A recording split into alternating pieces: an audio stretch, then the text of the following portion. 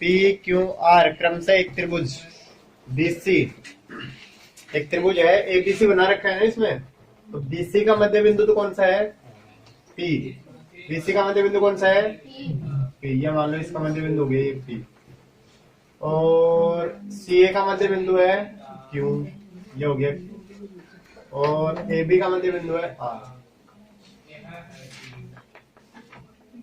तथा एडी, देखो ए से एडी शीर्ष, ये है बीसी के ऊपर लंब, ये हो गया बीसी के ऊपर क्या? लंब। तो सिद्ध करो पी क्यू आर और डी, ये पी क्यू डी आर ये क्या है? चक्रीय। और चक्रीय क्या होते हैं? जो चक्रीय चतुर्भुज होता है ना, चक्रीय चतुर्भुज के जो शीर्ष होते हैं वो क्या कहलाते हैं? चक्रीय। क्या कहलाते हैं?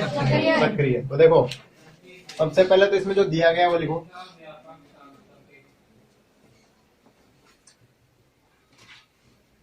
त्रिभुज ए बी सी में पी क्यू आर क्रमशः बीसी एसी व एबी के मध्य बिंदु है।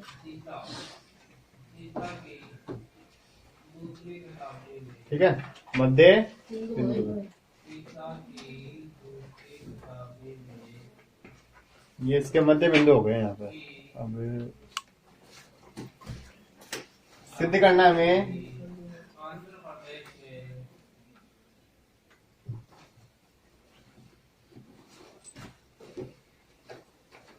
सिद्ध करेंगे कि जो P Q R D, P Q R D सक्रिय है। क्या है? सक्रिय। सक्रिय चतुर्भुज नहीं, सक्रिय। क्या है? केवल। अब देखो ध्यान देना इसमें, अब एक एक चीज समझने की है इसमें। उपपत्ति,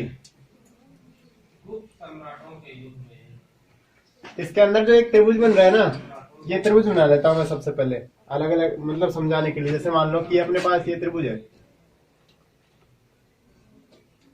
ए बी सी, ठीक है, ये एबीसी त्रिभुज है।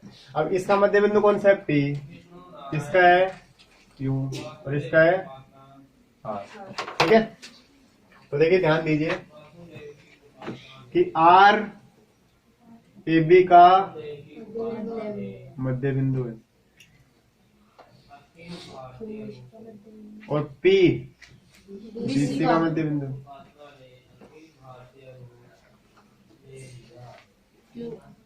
देखो इसको मिलाओ इससे, तो ये आरपी है ना, आरपी किसके समांतर हो गया? किसके समांतर हो गया? एसी के। तो हम यहाँ पर लिख सकते हैं चूंकि या इसलिए आरपी एसी के समांतर, किसके समांतर हो गया? किसके अनुसार? मध्य बिंदु पर में से। किससे? मध्य बिंदु पर में से। ठीक है, मध्य बिंदु पर में से इसके समांतर हो गया। अब देखो इसी प्रकार से इसको मिला देंगे। ठीक है, तो ये जो आकृति है, यानी इसी प्रकार ये जो PQ है ना, PQ किसके समांतर हो गया? AB के। किसके समांतर हो गया? AB के। अब ये देखो ये दो भुजाएं इसमें समांतर है ना, तो इसका मतलब हो गया ARPQ समांतर चतुर्भुज है। समांतर चतुर्भुज हो गया। अब ये समांतर चतुर्भुज हुआ तो ये वाला जो कोण है ए किसके बराबर हो जाएगा? पी के बराबर। किसके बराबर हो जाएगा? तो हम इस ए का पूरा नाम लिख सकते हैं। क्या लिख सकते हैं? पूरा। देखो तो इसलिए कोण BAC बराबर कोण RPQ। इससे प्रश्न का सबसे इंपोर्टेंट समीकरण है। यहां तक कोई समस्या नहीं है ना? मतलब ये वाला कोण इसके बराबर हो गया। तो अब देखो इस आकृति में मिला दो इसको, आरपी इससे मिल रहा है ना, ठीक है, आरपी से मिल रहा है, और क्यू ये इससे मिल गया। ठीक है, समझ आ गया? अब ध्यान देना है कि ये 90 डिग्री बन रहा है। क्या बन रहा है? 90 डिग्री। ADB जो त्रिभुज है ना, ADB, ये 90 डिग्री है इसमें। ये तो ये समकोण त्रिभुज बन गया ना। कौन सा बन गया? समकोण त्रिभुज। अब देखो ये समकोण त्रिभुज है, तो इस R बिंदु को यदि मैं इससे मिला दूं, D से, किससे मिला दूं? D से। तो समकोण त्रिभुज में एक प्रमेय है कि अगर समकोण वाले शीर्ष से, समकोण वाले कर्ण भुजा के मध्य बिंदु से अगर इस रेखा को मिला दिया जाए ऐसे, जैसे मान लो ये समकोण त्रिभुज अपने पास, और ये इसका बिंदु P है और ये इसका मध्य बिंदु है R। अगर इसको हम इससे मिलाएंगे तो प्रमेय के अनुसार ये भुजा तो बराबर हो जाएंगे मध्य बिंदु से, और ये भुजा इसके बराबर हो जाएगी, इसके बराबर हो जाएगी। ठीक है, तो अब ध्यान दीजिए, हम इसमें रचना में क्या कर रहे हैं इसकी,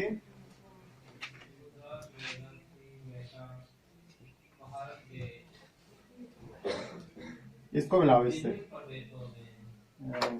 इसको मिला दो D बिंदु से, मिला दिया, यानी R को D से मिलाया, R को D से मिलाया। मतलब इसका ये पहला स्टेप है। दूसरा स्टेप यहाँ से स्टार्ट हो रहा है। ठीक है, स्टेप बाय स्टेप समझो इसको। देखिए ADB त्रिभुज, ADB समकोण त्रिभुज है। क्या है? समकोण त्रिभुज। लेकिन हमने इसको इससे मिला दिया, किससे मिला दिया? इससे। तो अपने पास एक नया त्रिभुज और आ गया, कौन सा? ADR। देखो ये भुजा किसके बराबर हो गई? इसके बराबर। किसके बराबर हो गई? तो देखो चलो इसको हटा दो, इसकी कोई आवश्यकता नहीं है ना, इसके जगह दर्शा लो नीचे, ARD दर्शा दें। ठीक है, तो इसमें देखो AR भुजा ना, AR भुजा किसकी हो गई? RD के। किसकी हो गई? RD के। ठीक है, तो ये देखो इसके सामने वाला कोण ये, इसको मान लो कोण नंबर 1, और इसके सामने वाला कोण ये, कोण 2, यानी इसके सामने का कोण ये और इसके सामने का कोण ये, तो कोण 1 बराबर क्या हो गया? कोण 2 हो गया। ठीक है, कोण 1 बराबर कितना हो गया? कोण 2। ये समीकरण नंबर हो गया आपका 2। और ये इसमें लिखो कौन से त्रिभुज में लिया हमने? इसमें ARD में, AR।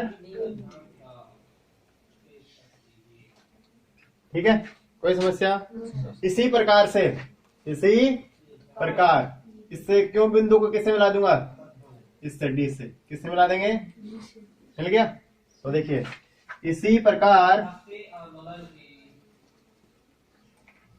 इसको इससे मिलाया, तो ये तो हो गया आपका कौन सा? 3 नंबर, और ये हो गया 4 नंबर। तो कोण 3 है ना, किसके बराबर हो जाएगा? कोण 4 के। किसके बराबर हो गया? तो ये हो गया समीकरण नंबर 3। और इसमें त्रिभुज कौन सा बना आपका? ADQ। त्रिभुज ADQ। ठीक है, ये 2 त्रिभुज हो गए।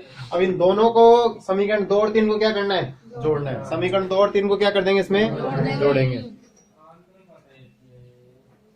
तो देखिए समीकरण 2 और 3 को जोड़ने पर समीकरण है 2 + 3 से, तो इन दोनों को जोड़ दो। तो जोड़ेंगे तो देखो एक में तो कितना जुड़ जाएगा? कोण 1 + कोण 3, और कोण 2 + कोण 4। ठीक है, अब 1 और 3 के संयोजन से कौन सा बन रहा है? वही BAC। कौन सा बन गया? कोण BAC बराबर, इधर कौन सा बन गया बताओ? RDQ। कौन सा बन गया? कोण RDQ। समीकरण नंबर कितना हो गया? ये 4 नंबर। कितना हो गया? समझ आया? अब ध्यान देने वाली बात ये है कि समीकरण 1 में और समीकरण 4 से देखो, समीकरण 1 व 4 से, समीकरण 1 व 4। अब समीकरण 1 में देखो BAC है ना, RPQ के बराबर है, मतलब इस कोण के बराबर। ठीक है, लेकिन समीकरण 4 में BAC किसके बराबर है? इस कोण के बराबर है। ठीक है, तो मतलब दोनों एक ही चाप के ऊपर स्थित होंगे ना, जब भी तो बराबर होगा ना। अब समझने की बात है, देखो समीकरण 1 और 4 से हो गया RPQ बराबर RDQ। ठीक है, अब ये कंडीशन कब लागू हो सकती है उसके लिए समझना। देखो एक हम बनाते हैं वर्त। क्या बनाते हैं? मान लो ये बनाए मैंने वर्त। क्या बना दिया? और इस वर्त पर इन चारों बिंदुओं को स्थित करता हूँ, किनको? RPDQ को। मान लो ये तो हो गया R, ये हो गया P, ये हो गया D और ये हो गया Q। इनको मिलाओ आपस में, इसको तो इससे मिलाया, इसको इससे मिलाया, ठीक है। इसके विकर्णों को मिला दो आपस में। अब देखिए इसमें बराबर कौन से हो रहे हैं, RPQ, RPQ ये वाला कोण, ठीक है, RPQ, RDQ, RDQ ये दोनों कोण। इसका मतलब देखो इस कोण की दो रेखा, एक तो ये रही एक रेखा और एक रेखा, मतलब ये चाप कौन सा बन गया, QR चाप। कौन सा बन गया, QR। और इसका भी वही QR चाप, तो दोनों के दोनों QR चाप से मिलकर बन रहे हैं ना, किससे मिलकर बन रहे हैं, QR चाप से। और QR चाप से कब बने, जब ये भाई चाप कब बना, जब वर्त खींचा गया, है ना।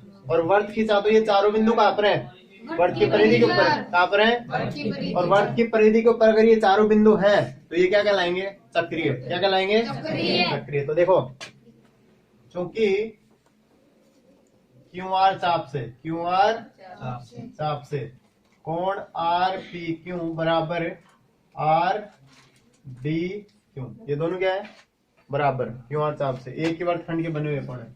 अतः स्पष्ट होता है, स्पष्ट होता है कि PDQR सक्रिय चतुर्भुज है। अतः PQRD सक्रिय क्या है, सक्रिय। क्वेश्चन नंबर 23 देखिए, ABCD एक समांतर चतुर्भुज है और A और B से होकर एक वर्त खींचा गया है। सबसे पहले एक वर्त बना लो ना, ये मान लो वर्त बन गया। क्या बन गया, वर्त। और एक समांतर चतुर्भुज है इस तरीके से,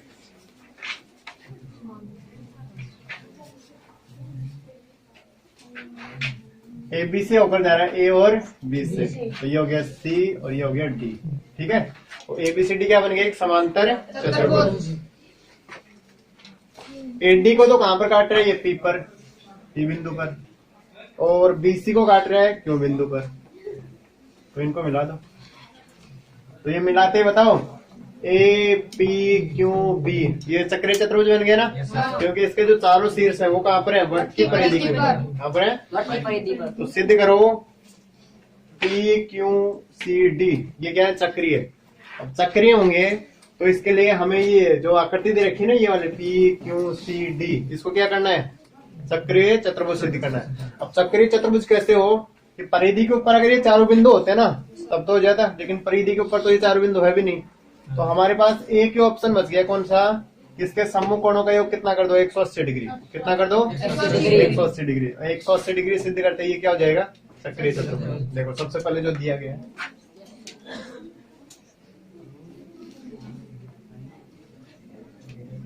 ABCD समांतर चतुर्भुज है तथा A व B से होकर एक वर्त गुजरता है, ठीक है। बाकी आप इसमें लिख सकते हो कि AD को ये P पर प्रतिच्छेद कर रहा है ना, और सिद्ध करना है।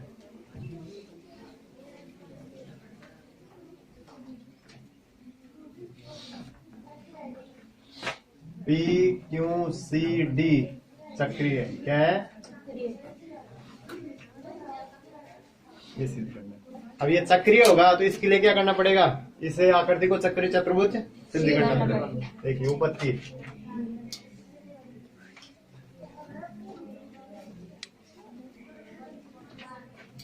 ये वाला कोण और ये वाला कोण, ठीक है। ABCD का एक समांतर चतुर्भुज है ना, तो ये दोनों भुजाएं इसके क्या हो गई, समांतर।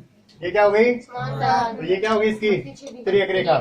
क्या रेखा हो गई, तिर्यक रेखा। तो तिर्यक रेखा के एक तरफ बनी है, अंतःकोणों का योग कितना होता है, 180। तो देखिए यहाँ पर लिखिए कि चूंकि ABCD समांतर चतुर्भुज है, क्या है,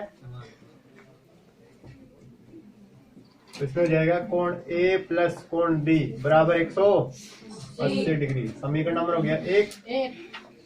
और ये आकृति है ना ए पी क्यू बी, ये चक्रीय चतुर्भुज है। तो देखिए कोण ए के बराबर में क्या हो जाएगा, कोण क्यू। क्या हो जाएगा, कोण क्यू हो जाएगा। समीकरण नंबर 2, यानी चक्रीय चतुर्भुज ए पी क्यू बी का बहिष्य कोण, कौन सा कोण हो गया, बहिष्य कोण। बहिष्य कोण यानी एक बहिष्य कोण एक अंतराविमुख कोण के बराबर होता है। अब समीकरण 1 में 2 का मान रख दो। समीकरण 1 में समीकरण 2 का मान रखने, तो देखिए ए के बराबर क्या जाएगा, क्यू, क्यू प्लस डी बराबर कितना हो गया, 180 हो गया। कितना हो गया, और जब इनका इस कोण का मान 180 हुआ तो इसका मतलब क्या हो गया, ये चक्रीय। अतः पी डी सी क्यू एक चक्रीय चतुर्भुज है। अतः पी क्यू सी डी चक्रीय चतुर्भुज। 24 देखिए, सिद्ध कीजिए कि एक त्रिभुज के किसी कोण का समद्विभाजक है, उसकी सम्मुख भुजा का लंब समद्विभाजक यदि प्रतिच्छेद करें तो उस त्रिभुज के परिवर्त पर प्रतिच्छेद करता है। एक त्रिभुज बनाइए पहले, एक वर्त बनाओ पहले। सबसे पहले क्या बनाया, वर्त, ठीक है। और इसके अंदर एक त्रिभुज बनाओ।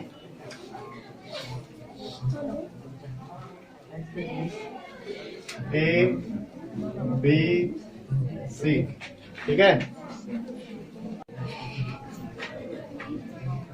देखो ये वर्त का केंद्र हो गया ओ, ठीक है, वर्त का केंद्र। तो इसमें क्या कर रहा है कि सिद्ध कीजिए कि त्रिभुज के किसी कोण का, जैसे मान लो ये कोण ए है, ठीक है, इस कोण का जो समद्विभाजक है, मान लो इस कोण का समद्विभाजक है ये, इस कोण का समद्विभाजक हो गया ये। इस तरीके से आगे तक बढ़ा दिया हमने, ठीक है।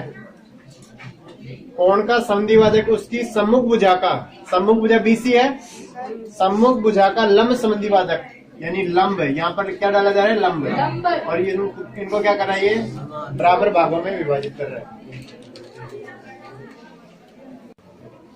तो यहाँ पर ये क्या कर रहा है, इसको लंब समद्विभाजन क्या कर रहा है, मान लो डी बिंदु के ऊपर। लंब का मतलब ये हो गया कि यहाँ पर 90 डिग्री कोण बन रहा है और साथ में इन दोनों भुजाओं को समद्विभाजन। तो देखिए यदि प्रतिच्छेद करें, मतलब ये प्रतिच्छेद करें तो उस त्रिभुज के परिवर्त पर भी प्रतिच्छेद करता है। मान लो यहाँ पर भी ये क्या करता है, इसको प्रतिच्छेद। मतलब ये है ना, जो एपी रेखा है ना, एपी रेखा इस वर्त को कहाँ पर काट रही है, पी बिंदु पर। कहाँ पर काट रही है, ठीक है। ये हमें सिद्ध करना है इसमें। तो देखो ध्यान दीजिए, सबसे पहले जो दिया है वो त्रिभुज ए बी सी में कोण ए का समद्विभाजक है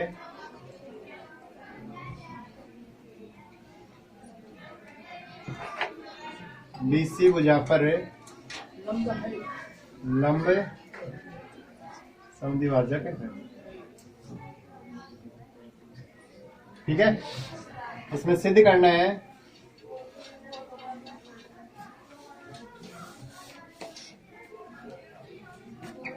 कि जो एपी है ना, इसमें तो क्या सिद्ध करवा रहा है कि लंब समद्विभाजक यदि प्रतिच्छेद करे तो उस त्रिभुज के परिवर्त पर भी क्या करता है, प्रतिच्छेद। मतलब एपी वर्त को पी पर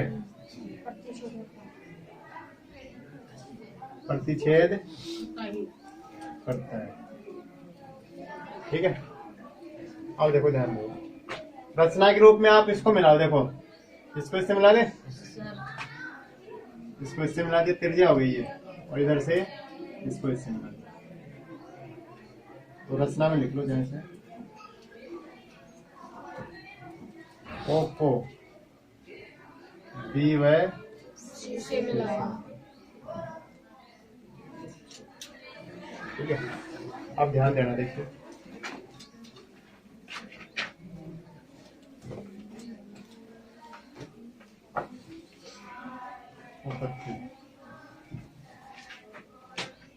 देखिए जो बीसी चाप है ना, बीसी चाप से केंद्र के ऊपर कौन बन रहा है, बीओसी, और इसी चाप से परिधि के ऊपर कौन बन रहा है, ए बन रहा है ना।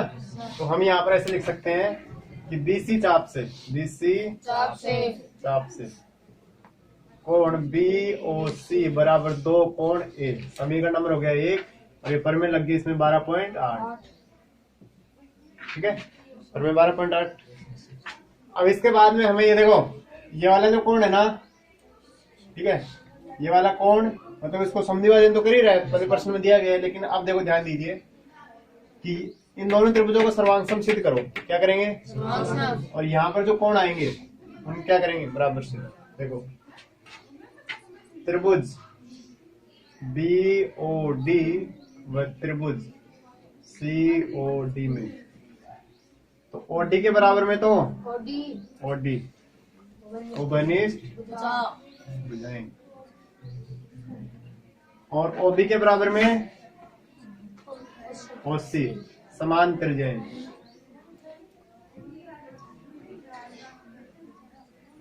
और बीडी के बराबर में डीसी, ये प्रश्न में दिया है, प्रश्न में दिया नहीं है, लंब है इसके ऊपर। ठीक है, तो देखो नियम लग गया, ये त्रिभुज बीओडी सर्वांग सम त्रिभुज सीओडी कौन से नियम से, बाई एस एस सर्वांग सम रूल से हो गया। ठीक है, ये दोनों त्रिभुज यहाँ पर सर्वांग सम सिद्ध हो गए। अब सर्वांग सम जो त्रिभुज होते हैं उनके संगत भाग क्या होते हैं, बराबर, ये और ये कोण नंबर 2। तो यहाँ पर कोण 1 बराबर कोण बाई सीपीसी। ठीक है, बाई सीपीसी हो गया। अब देखो ध्यान दो,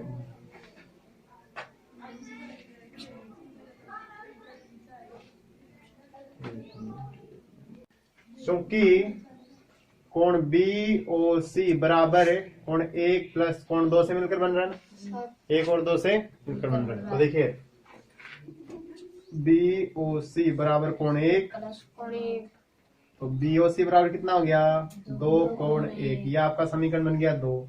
अब समीकरण 1 और 2 से देखो, बीओसी है ना, बीओसी उसके स्थान पर कितना रख देंगे, 2 कोण 1।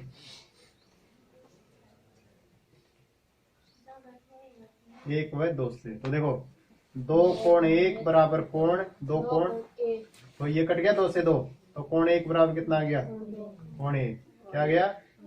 तो इसका मतलब क्या हुआ पता है, कि ये वाला जो कोण है ना, इसका आधा भाग है ना, ये आधा वाला भाग है किसके बराबर है, इसके बराबर। किसके बराबर है, इसके बराबर। ठीक है, तो ये जो इसका समद्विभाजक है मतलब कहाँ पर स्थित आ रहा है, ओ बिंदु पर। कहां पर आ रहा है, ओ बिंदु पर। ठीक है, एक और समीकरण 3 आया ना, इसके बाद में ये हो गया कि ये जो बीसी है ना, बीसी तो इसकी जीवा है ना, और जीवा से केंद्र तक की दूरी क्या होती है, लंब। क्या होती है, लंब। मतलब ऐसे लिख सकते हैं कि जीवा का लंब समद्विभाजक केंद्र पर स्थित है। इससे जीवा का जो लंब समद्विभाजक वो कहां पर है, केंद्र पर। तो हम यहाँ पर लिख सकते हैं कि अतः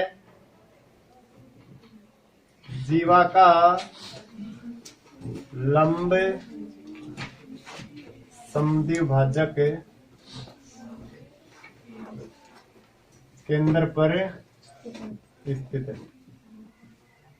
एक स्थिति तो इसकी ये आ गई, पहली स्थिति आई है ये। ठीक है, यानी जो ये इस जीवा का लंब केंद्र कहां पर आ गया, ऊपर। कहां पर आ गया, ऊपर। ठीक है, मतलब परिवत मतलब जो देखो परिगत वर्त जाएगा ना, वो कहां से जाएगा, वो बिंदु से तो जाएगा ना, प्रश्नावली 14 के अनुसार।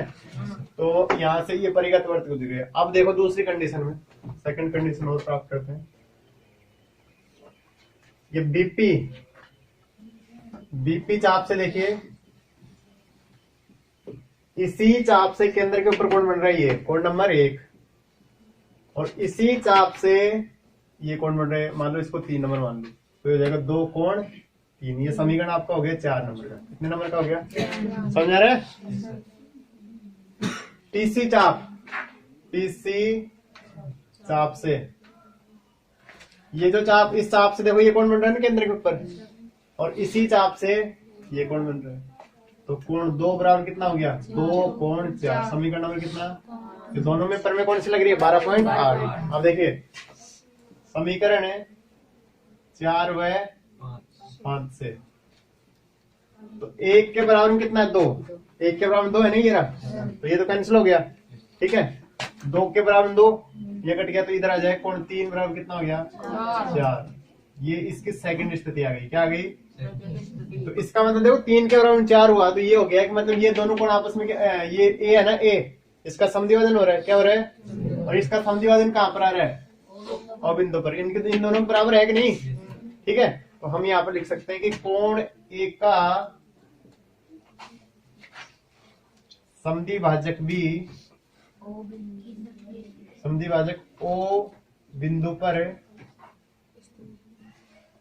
बिंदु पर यानी केंद्र पर है ना स्थित है। और इधर से जो जीवा है ना, जीवा ये बीसी, इसका भी समद्विभाजन कहाँ पर है? ऊपर। और इस कोण का भी समद्विभाजन कहाँ पर है? ऊपर। दोनों का देखो, ये पूरी रेखा थी, इसको समद्विभाजन कर रही थी ना, तो मतलब दोनों का जो समद्विभाजन है वो कहाँ पर आ रहा है? ऊपर। तो यहाँ से जो हम वर्त खींचेंगे, ये वर्त खींचेंगे ना, वो कहाँ से गुजर जाएगा? P बिंदु से। कहाँ से गुजरेगा? अतः दोनों स्थितियों से स्पष्ट है कि ये एपी वर्त को P पर